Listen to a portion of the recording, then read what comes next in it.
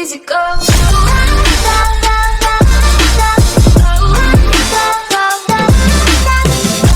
देखो ये जो जादू है जो पहली नजर में बहुत खतरनाक लग रहा है, बंदा एक हाथ में नमक ले रहा है और उस नमक को दूसरे हाथ से निकाल ले रहा है, ये कैसे हो रहा है? इस खतरनाक हाथ की सफाई के पीछे का सीक्रेट है ये। इस जादूगर ने अपने हाथ के ऊपर एक नकली अंगूठा पहना हुआ है और इस अंगूठे के अंदर वो फुर्ती से नमक को डालता है और जल्दी से निकाल देता है और वो सारा काम इतनी तेजी से करता है कि आपको पता ही नहीं चलता। इस जादूगर ने इस जादू की प्रैक्टिस हजारों बार की होगी, तब जाकर वो इतना एक्सपर्ट बन पाया है कि आपको पहली नजर में ये पता ही नहीं चल पाता कि ये हो क्या रहा है। फैक्ट नंबर 12, बात है यूरोप के देश पोलैंड की। वहां की सरकार को रहने के लिए बिल्डिंग्स बनानी थी बहुत सारी और उसके लिए उन्हें चाहिए थी जमीन, लेकिन जमीन पर लोग किसानी कर रहे थे। सरकार ने सारे किसानों से बोला कि अपनी जमीन हमें दे दो, तो सारे किसानों ने सरकार को जमीन बेच दी। लेकिन एक किसान था जिसने बोला कि मैं नहीं खेल रहा, मैं नहीं बेचूंगा जमीन। जैसे हम बच्चों में बोलते नहीं थे कि मेरा बेटा मैं नहीं खेल रहा, वैसे इसने बोल दिया। और आज की तारीख में उस एरिया में लगभग सारी बिल्डिंग्स बनी हुई है, लेकिन बीचों बीच वो बंदा आज भी खेती करता है। बहुत बढ़िया। फैक्ट नंबर 11, सऊदी अरेबिया में एक ब्यूटी कंपटीशन होता है, लड़कियों का नहीं होता है ऊंटों का, कैमल्स का। और इसमें शॉकिंग बात यह है कि जो कैमल्स के मालिक हैं वो अपने कैमल को और सुंदर बनाने के लिए उसमें बोटॉक्स इंजेक्शन डालते हैं। मतलब ऊंटों की प्लास्टिक सर्जरी करवाते हैं ताकि वो बाकी ऊंटों से ज्यादा सुंदर लगे। ऊंटों के होठों को और उनकी गालों को और बॉडी के अलग अलग पार्ट्स में इंजेक्शन इंजेक्ट किए जाते हैं ताकि वो और सुंदर लगे। और हमें लगता था कि केवल बॉलीवुड और हॉलीवुड की हीरोइंस ही ऐसा करती है। फैक्ट नंबर 10, आजकल हम बहुत ज्यादा सुन रहे हैं कि बांग्लादेश इंडिया से आगे निकल रहे हैं इकोनॉमी में, तो उसके पीछे कारण क्या है? कारण बहुत इंटरेस्टिंग है। बांग्लादेश में जो औरतों का परसेंटेज है काम करने वाली, वो इंडिया के मुकाबले बहुत ज्यादा है। बांग्लादेश में 36% वुमेन ऑफिस में काम करती हैं, वहीं इंडिया में केवल 20% वुमेन ही घर से बाहर जाकर काम करती हैं। और ये तो फैक्ट है कि जब तक लड़के और लड़कियां एक साथ काम नहीं करेंगे तब तक कोई भी देश आगे नहीं बढ़ सकता। फैक्ट नंबर 9, आजकल YouTube पे स्ट्रीमिंग का कल्चर बहुत बढ़ गया है, लेकिन जो स्ट्रीमिंग करने वाले बंदे होते हैं वो ज्यादातर 18, 19, 20 साल के होते हैं या ज्यादा से ज्यादा 25 साल के होते हैं। लेकिन क्या लगता है कि दुनिया की सबसे ओल्डेस्ट स्ट्रीमर दुनिया की कौन होगी? वो है जापान की रहने वाली हमाको मोरी। इनकी उम्र है 90 साल और ये पिछले 40 सालों से वीडियो गेम खेल रही है। आप इनका YouTube चैनल जाकर देख सकते हैं जिस पर 4 लाख से ज्यादा सब्सक्राइबर्स हैं। फैक्ट नंबर 8, अमेरिका में एक लड़की थी राइली हॉर्नर नाम की। एक बार वो रास्ते में जा रही थी तभी उसका एक्सीडेंट हो गया और एक्सीडेंट के बाद जब उसको हॉस्पिटल ले जाकर ऑपरेशन किया गया, उसके बाद जब वो जगी तो उसे कुछ भी याद नहीं रहने लगा। हर दिन सुबह जब वो उठती थी तो ये भूल जाती थी कि उसके साथ कल क्या हुआ था। डॉक्टर्स का कहना है कि उसका दिमाग हर 2 घंटे में ऑटोमेटिकली रीसेट मारता है। जैसे आपका फोन रीस्टार्ट होता है, आपका पीसी रीसेट होता है, वैसे उसका दिमाग भी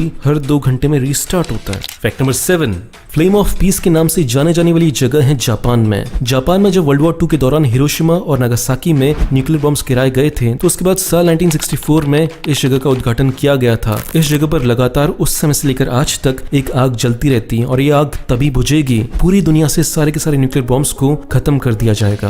फैक्ट नंबर 6, आपने सुना होगा कि जो 13वीं 14वीं शताब्दी में ब्लैक प्लेग आया था जिसमें करोड़ों लोग मारे गए थे, वो बहुत ही बुरी सिचुएशन थी पूरी इंसानियत के लिए। लेकिन जब ब्लैक प्लेग नाम की बीमारी खत्म हुई तो उसके बाद इंसानियत के लिए बहुत अच्छा हुआ। कैसे? पॉपुलेशन कम हो गई थी जिसकी वजह से खाना लोगों के लिए बढ़ गया था और लोग ज्यादा खाना खाने लगे थे। लोग कम हो गए थे जिसकी वजह से लोगों की सैलरी बढ़ने लगी, लोगों के घर का किराया कम हो गया और लोग अच्छा खाना खाने लगे जिसकी वजह से लाइफ एक्सपेक्टेंसी बढ़ गई, लोग लंबे समय तक जीने लगे। फैक्ट नंबर 5, अमेरिका में एक नवाजो ट्राइब के लोग रहते हैं, उनकी एक प्रथा है बहुत इंटरेस्टिंग। उस प्रथा में होता ही है कि जब भी कोई बच्चा पैदा होता है तो सारे के सारे लोग उसे देखते रहते हैं कि बच्चा पहली बार कब हंसेगा, और जो इंसान बच्चे को पहली बार हंसते हुए देखता है उससे फिर सब लोगों को पार्टी देनी होती है। इंटरेस्टिंग।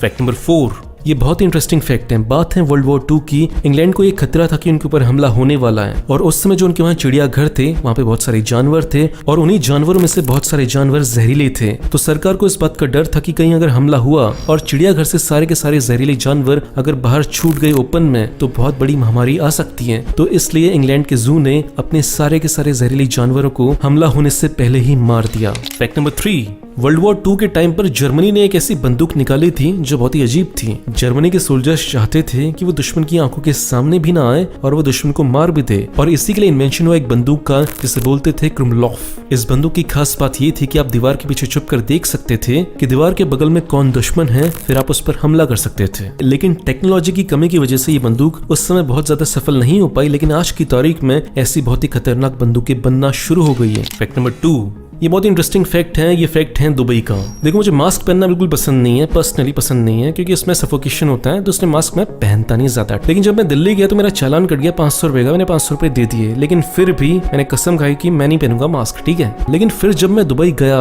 और मुझे पता चला कि मास्क ना पहनने पे 60,000 रुपए का जुर्माना लगता है, तब से मुझे मास्क पहनना बहुत अच्छा लगने लगा। अब मैं घर में बैठ के ही मास्क पहनता हूँ। तो फैक्ट कुल मिलाकर ये है कि इंडिया में 500 रुपए का चालान कटता है और दुबई में 60,000 रुपए का कटता है, और दुबई में लेते भी है। ऐसा नहीं कि दिल्ली की तरह पुलिस वाले को 100 रुपए दे दिया और काम हो गया। फैक्ट नंबर 1, क्या आपने कभी गौर किया कि जो कौवे होते हैं वो दूसरे पक्षियों की पूंछ खींचते रहते हैं? ऐसा वो क्यों करते हैं? ऐसा करने के पीछे उनकी एक स्ट्रेटेजी होती है। स्ट्रेटेजी ये होती है कि जब भी उनसे कोई बड़ा पक्षी जैसे चील किसी शिकार को खा रहा है तो उसके ध्यान को भ्रमित करो और उसको डिस्टर्ब करो ताकि उसके खाने को चुराया जा सके। दोस्तों वीडियो के लास्ट में मैं आपसे केवल एक बात बोलना चाहूंगा कि वीडियो अगर अच्छा लगा तो 2 काम करो। पहला तो इसे लाइक करो, दूसरा इस वीडियो को अपने दोस्तों के साथ शेयर करो ताकि